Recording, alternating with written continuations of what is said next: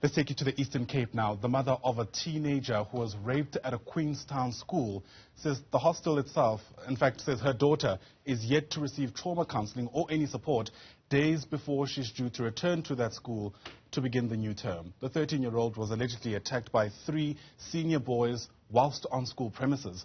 So parallel to the police's investigation, this week the South African Human Rights Commission in the province also announced its intention to probe that assault. Our reporter Natalie Malgas is watching the story. She's live to us now from East London. And what a heartbreaking story it is, Natalie. Have we been able to get to the bottom of how something like this was able to happen to begin with, in a context where you expect at the very least some kind of 24-hour supervision in a hostel?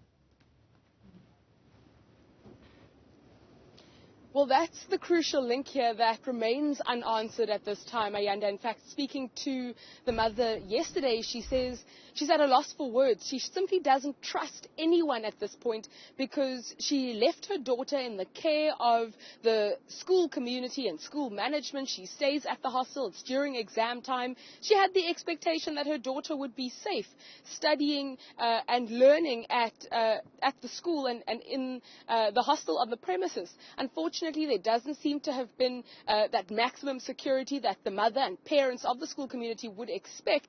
And now the matter is being heard in court. The 3 boys have appeared in court. They've since been released on bail and they're due back in August for their trial to commence. But there are parallel investigations to this incident. The Education Department has condemned the attack. They too are probing this matter internally. The police, of course, will also be pursuing an investigation, and the Human Rights Commission, as you mentioned, will also be looking into it. In fact, I'm now standing with Dr. Eileen Carter to elaborate for us just the scope of the Human Rights probe. Doctor, what exactly will the Human Rights Commission be looking at?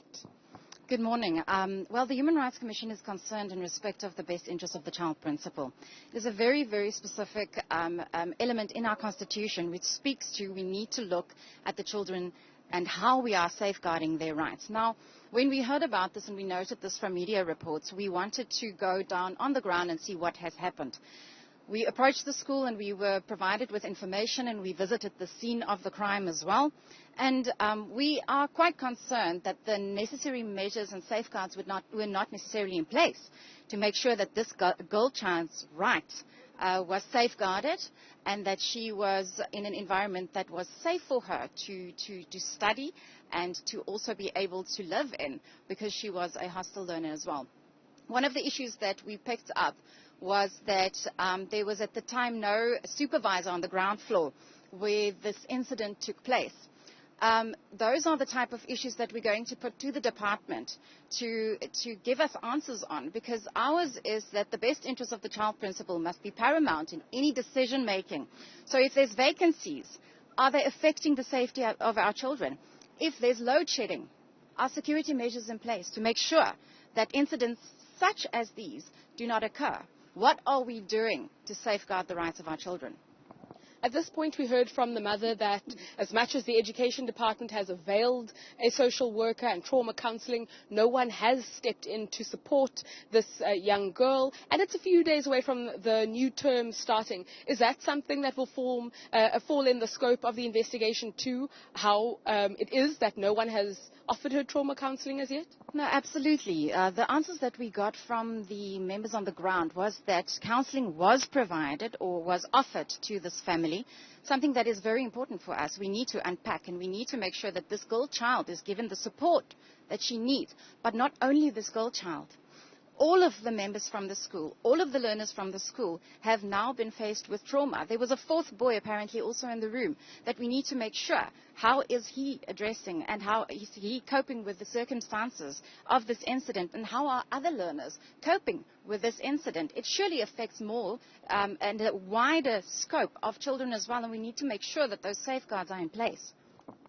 In the incident of it affecting more than one person, the Education Department has also alluded to the fact that there is, in fact, their words specifically was that there's a pandemic in the province of inappropriate sexual behavior that unfortunately in some incidents also include teachers. Is that something that the Human Rights Commission is aware of? Is it as serious as a pandemic in this province? Well, it's certainly something that the Commission has looked at before as well, nationally as well as in other provinces. We have picked up that there are issues. We have picked up that even where teachers and educators are found guilty of having engaged in sexual misconduct with learners, that they are not put on the Child Protection Register and found unsuitable to work with children. We do call upon SAPS to act on these teachers, to act on these issues, because surely we cannot leave our kids in the environment of those who assault them, those who sexually abuse them, and those who put their interests in jeopardy. We simply cannot do that. And as the Human Rights Commission, we have a duty to oversee and to hold to account those who do that.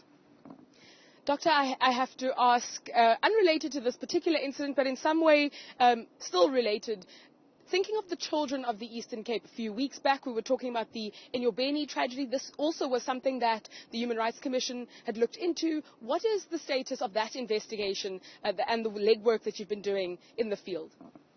You know, Natalie, I think we have a monitoring duty in terms of the Constitution, and we also have a protection duty in terms of the Constitution. So in terms of our protection duty, we are investigating the incident because we have communicated with the community on the ground, and there are certain red flags in terms of oversight that we at this stage have taken as allegations that the measures were not in place to protect the community members, and specifically in this regard, the children's rights on the ground. But further than that, we have a monitoring duty and engagement duty to speak not about children, but to children. We have an issue here in this province. 2 weeks, we've got two massive incidences which occurred, which directly affects children. And it does seem like the adults are sitting around the table talking about these issues, but we are excluding those most important. That's the kids. So as the Human Rights Commission, we are, within the next month, going to engage with a roundtable of children to unpack how are social ills affecting the rights of our kids, and what do they say are the issues that we can address, and what do they say are the solutions that we can bring to the table. Thank you very much, Dr. Eileen Carter of the Human Rights Commission here in the Eastern Cape, Ayanda.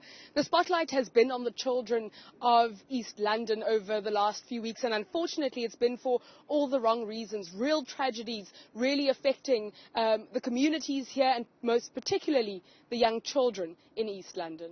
Heartbreaking story that. Natalie, Malgas, thanks very much indeed for bringing us the details around it. We'll keep watching it with you as it continues to unfold.